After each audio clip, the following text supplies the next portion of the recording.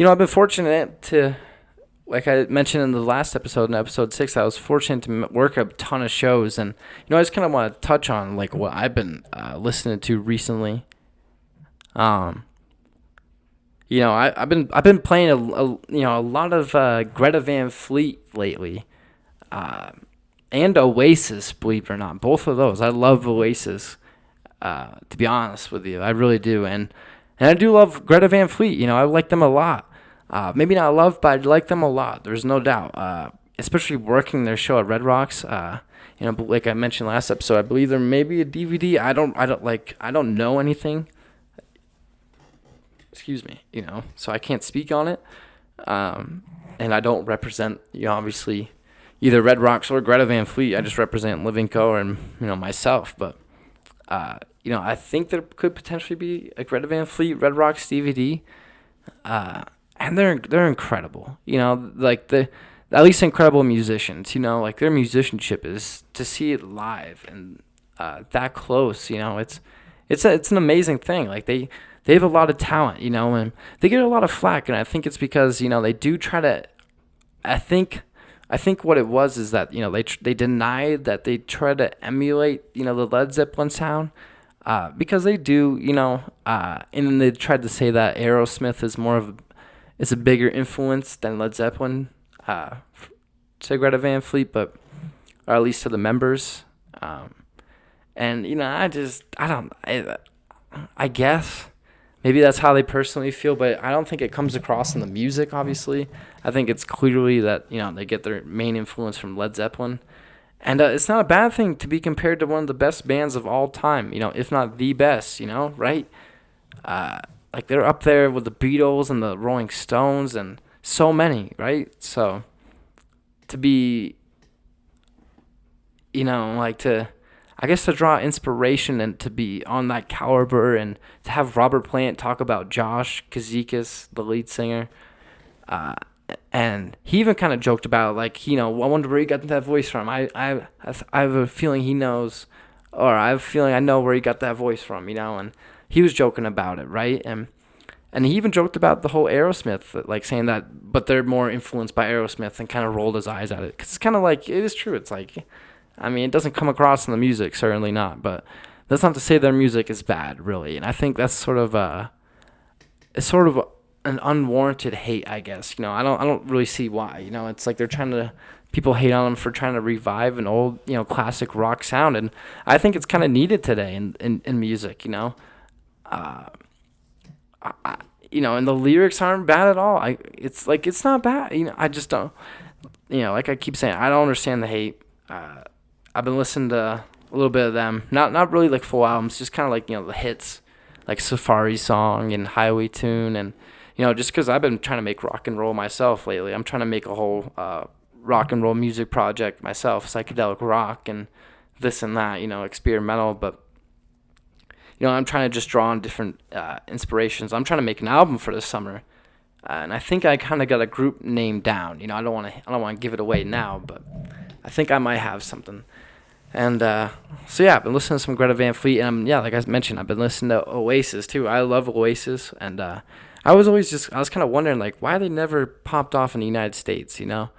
Obviously you always hear Wonderwall, and that's kind of the main song they're associated with at this point, right?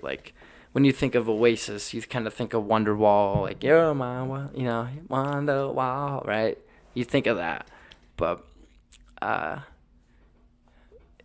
it's strange that they didn't really pop off in the United States like they did in Britain, obviously, in the UK, and in Europe. They were big there, but I think they have some great songs, and some might say is a tremendous song, and Rock and Roll Star, and Shaker Maker, Morning Glory, the whole What's the Story Morning Glory album's great. Definitely Maybe, the whole album's great.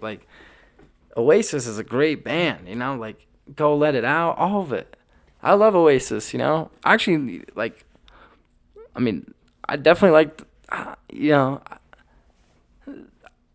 I don't want to start saying I like them more than this band or that band, but, I love Oasis. And Liam Gallagher alone is one of my favorite rock stars on the planet. That guy, he's like my inspiration. And when I'm having like a shit day, or if, feeling down or like don't have a lot of confidence or a little nervous going into something, it's like I kind of think of like, how would Liam like go into it? Honestly, I swear to God, I feel like that. I'm like, it kind of brings me back my swagger. Like, nah, hell with that. Like I'm going in there. Like this is me.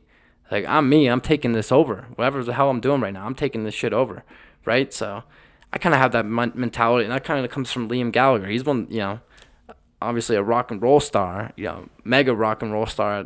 He's been for over, a couple of decades at this point. But, I was just like, man, how did Oasis just not pop off? But I think, I was just wondering, like, will they ever get back together? Will Noel and Liam ever, like, mend that, that tension and that fractured relationship since about 2008 or 9, but I believe it was 2009 when Oasis broke up after that like backstage fight. I just keep wondering like when are they gonna get back together? And if they do, I'm gonna be there. You better believe you'll see me there.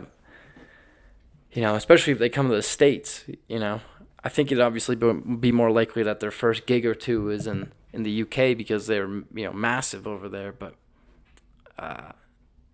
and they're still calling for them. People still want to see Oasis live. I feel like it's not just me. I feel like people also get that sense that their career was kind of like abruptly ended and didn't end the way that it could have. I mean, it's kind of like it's obviously kind of like become not a fairy tale, but like that rock star tale story of like the two brothers arguing, the two Gallagher brothers arguing, they hate each other to end the time, and Noel will never get back with Liam, and Liam's always shitting on him on Twitter, but if I had to pick, obviously I'm picking Liam. I'm a Liam guy all the way to, to end the time, but, that doesn't mean I don't love Noel. I do love Noel, especially hearing that Don't Stop demo, that, I love that. I bought that on iTunes.